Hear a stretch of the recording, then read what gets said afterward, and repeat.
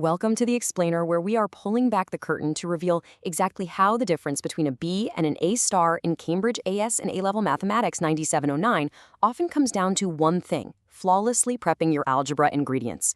We're talking specifically about mastering the big three today: polynomial division, the factor theorem, and the remainder theorem.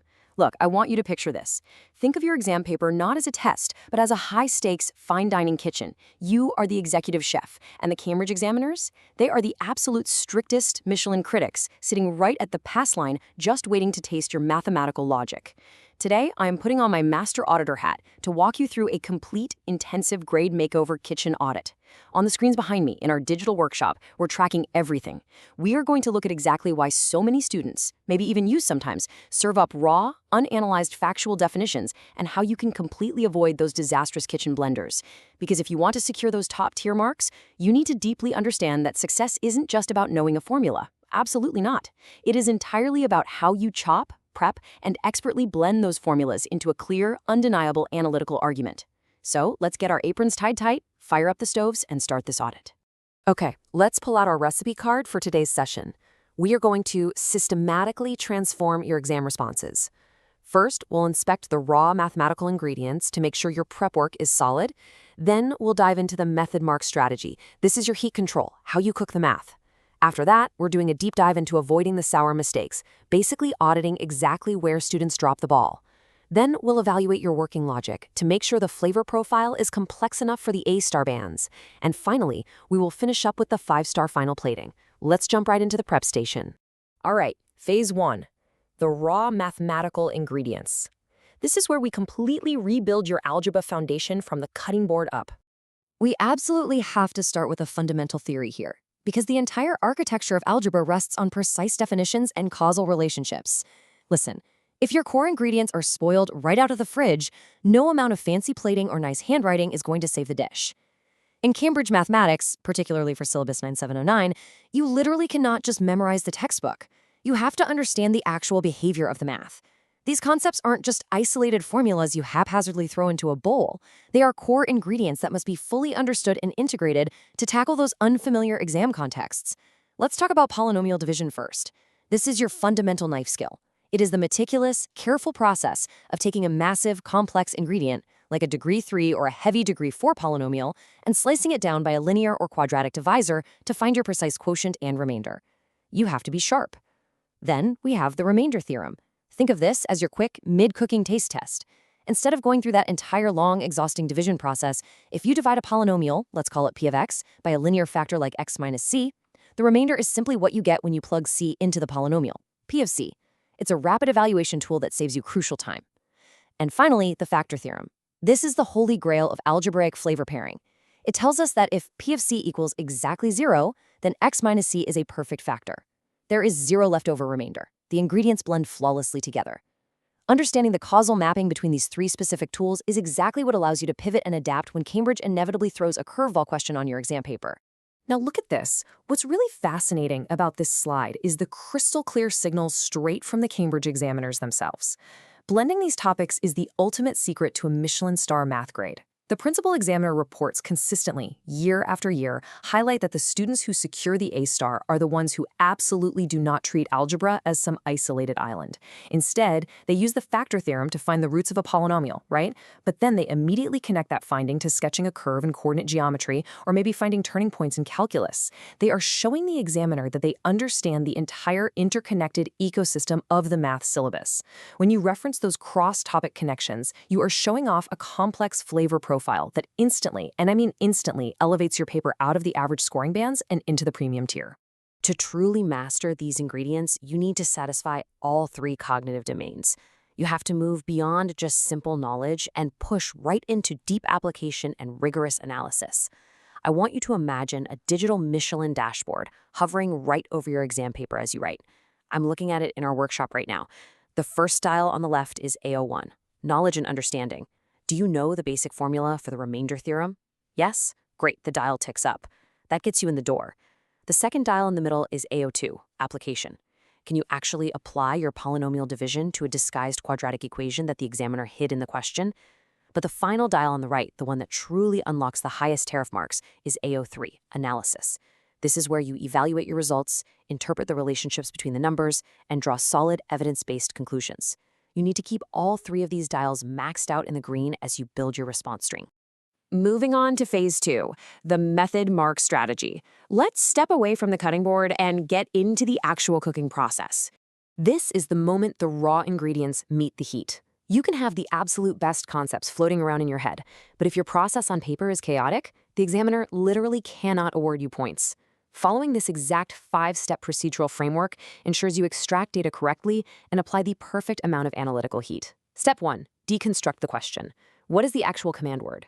Does it say solve, show that, or evaluate? A show that question requires every single microscopic line of working to be completely visible. Step 2, extract relevant data. Pull out the specific polynomials and the precise divisors. Don't mix them up. Step 3, select your analytical framework.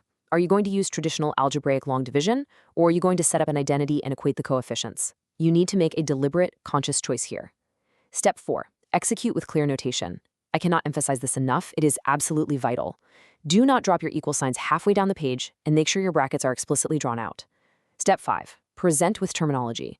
When you finally find the value that makes the polynomial 0, explicitly state on the paper, therefore, by the factor theorem, x minus a is a factor. Do not leave the examiner sitting there guessing what culinary technique you just tried to use. Tell them. And remember this quote right here, because showing your working is where the actual transformation happens. Even if your final answer comes out of the oven tasting a bit sour, this structured process will save your dish. If you make a tiny, silly arithmetic slip on line 2, let's say you just dropped a negative sign while multiplying out your brackets, your final numerical answer at the bottom of the page will be 100% wrong. If you just wrote down that final answer and nothing else, you get a flat 0.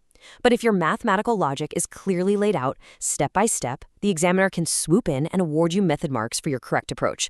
They can see, okay, they knew to apply the remainder theorem here, even if the final calculation burnt slightly. Always, always, always show your workings. It's your insurance policy. Let's move to phase 3, avoiding the sour mistakes. It is time to initiate the kitchen audit. Okay, I'm pulling up our digital split screen in the workshop right now. Let's imagine 2 apprentices in our kitchen cooking the exact same past paper question, and let's see the massive glaring difference between a raw, unanalyzed factual dump on the left and a perfectly balanced A-star response string on the right. Over on the left, we have apprentice 1. Let's call him Alex. Alex is sweating. The clock is ticking down. He sees a question asking to find an unknown constant a and a polynomial. So what does Alex do? He just dumps the basic remainder theorem formula onto the page, roughly substitutes a few numbers, skips 3 critical steps of algebra entirely in his head, and scribbles down a super vague final statement. It's a raw, descriptive mess. My red pen is just bleeding all over the side of the screen. He completely missed the command word hence, which absolutely required him to use the previous part of the question. Now, pan over to the right side of the screen. This is apprentice 2, Sam. Sam is calm. Sam creates a beautiful, context-specific evaluative argument. Sam explicitly writes down the polynomial p of x. Sam writes the sentence, since x minus 2 is a factor, p of 2 equals 0.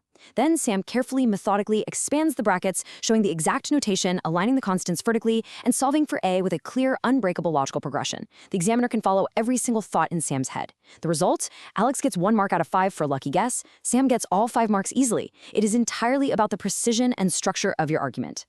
Straight from the Cambridge Principal Examiner reports, these are the top 3 poisoned sentences that will instantly ruin your grade if you don't audit and correct them right now. First up, answers that are too vague. Writing down I divided it and got 0 is absolutely not acceptable at this level.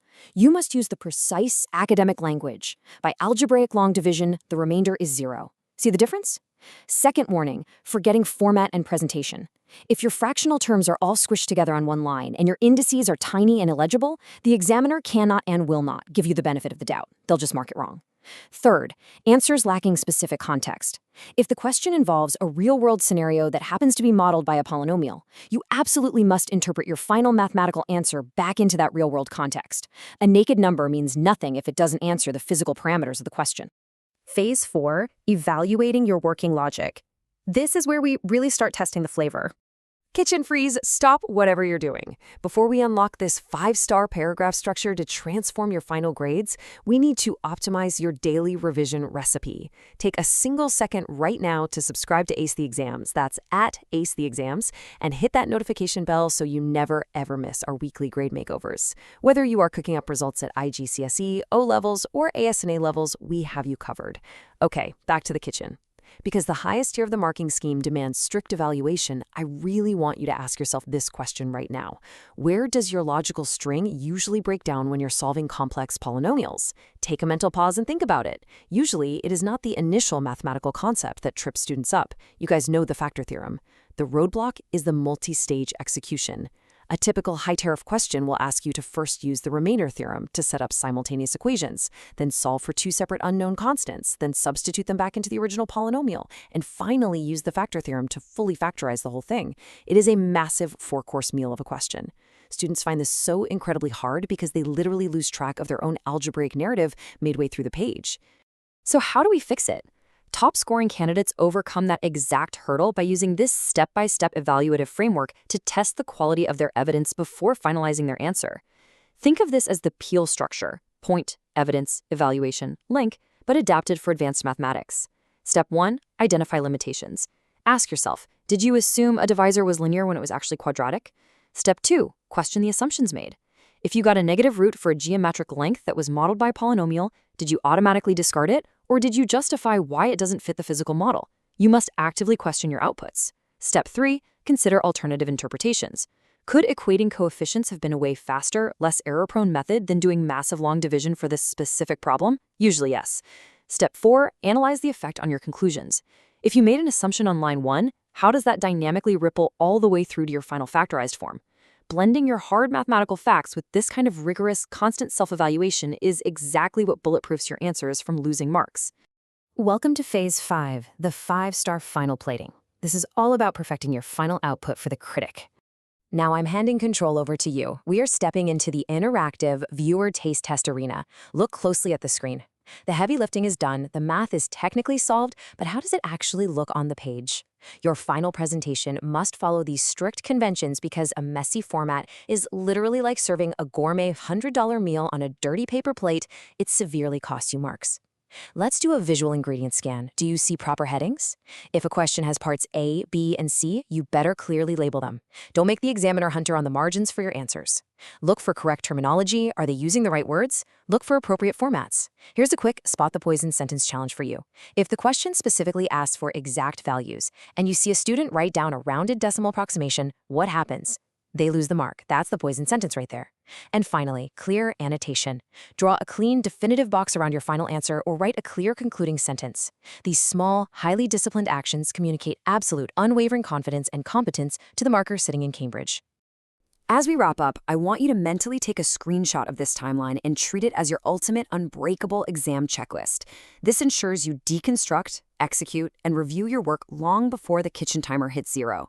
Step 1 is the decode phase.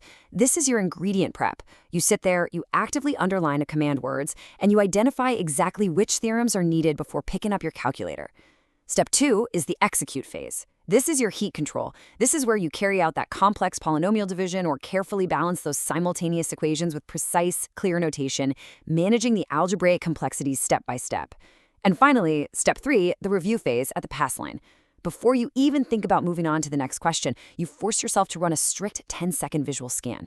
Ask yourself, did I answer what was actually asked? Does the logic flow smoothly from top to bottom?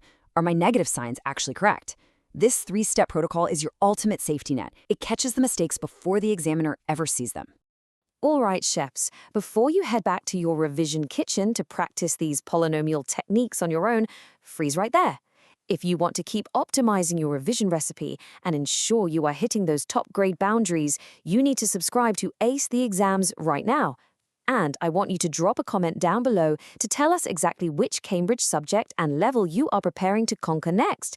Tell us whether it's IGCSE, O-level, AS or A-level. Mastering these fundamental structures is exactly what will push you across that final grade boundary into the A-star zone. Keep practicing those past paper questions using the frameworks and the Peel structures we discussed today. Stay sharp, watch your heat control, and I will see you in the next explainer.